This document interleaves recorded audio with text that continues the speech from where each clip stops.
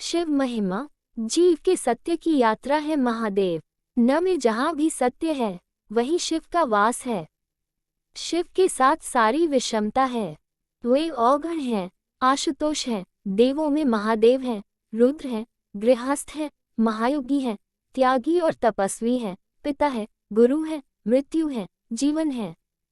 भारतीय होने का अर्थ है शिव को जानना। उनके जाने बिना इस लोक को जानना असंभव है। उनकी आराधना से मोक्ष मिलता है। वे ज्ञान का वेद हैं। वे रामायण के प्रणेता हैं, संगीत के स्वर हैं, ध्यान के उत्स हैं। उनमें नृत्य वास करता है, जीवन को गति मिलती है। वे प्रेमी हैं, ऋषियों के गुरु हैं, देवताओं के रक्षक हैं, असुरों के सहायक हैं और मानवों के आदर्श हैं।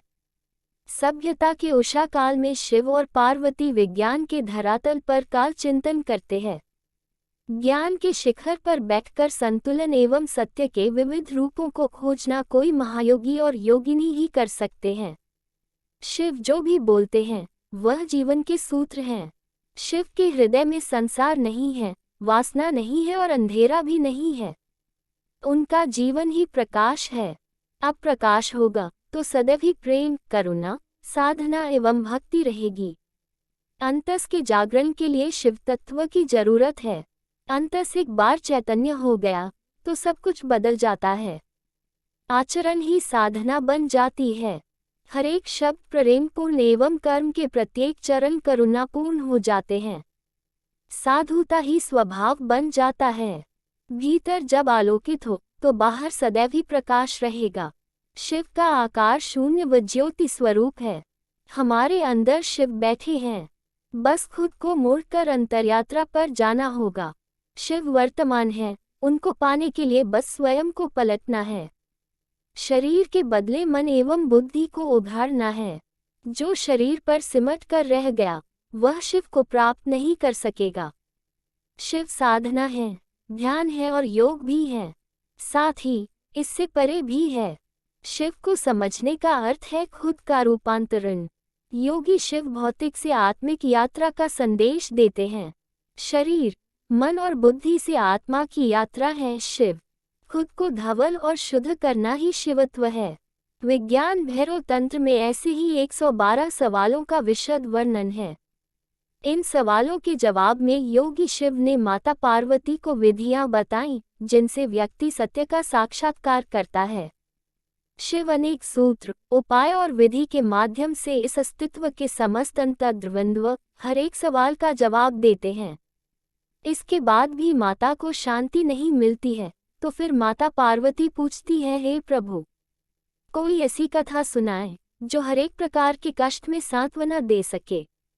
शिव ने राम सीता की कथा रामायण सुनाई। इस कथा को एक जिज्ञासु कौवा काकभूसुंडी सुन लेते हैं और जगत में विचरण करने वाले नारद मुनि को वह कथा सुनाते हैं। नारद मुनि इसे वाल्मीकि को सुनाते हैं जो खुद इसे लिपिबद्ध कर लवकुश को कंठस्थ कराते हैं। फिर लवकुश के माध्यम से यह कथा आमजन तक पहुंचती है।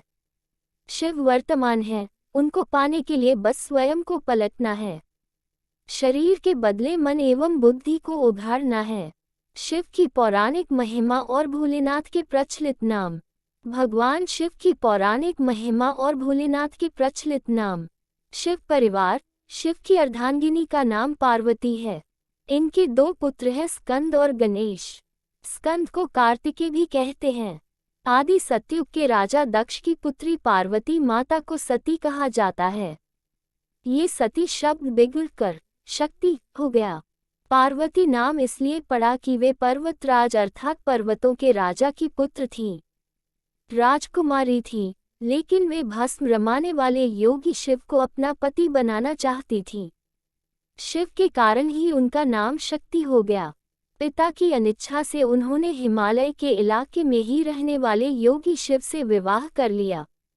शिव महिमा। शिव ने कालकूट नामक विष पिया था जो अमृत मंथन के दौरान निकला था। शिव ने भस्मासुर को जो वरदान दिया था उसके जाल में वे खुद ही फंस गए थे। शिव ने कामदेव को भस्म कर दिया था। शिव ने दक्ष के यज्ञ को नष्ट कर दिया था। ब्रह्मा द्वारा छल किए जाने पर शिव ने ब्रह्मा को शापित कर विष्णु को वरदान दिया था। शिव की महिमा का वर्णन पुराणों में मिलता है। शैव परंपरा। ऋग्वेद में वृषभदेव का वर्णन मिलता है, जो जैनियों के प्रथम तीर्थंकर ऋषभनाथ कहलाते हैं।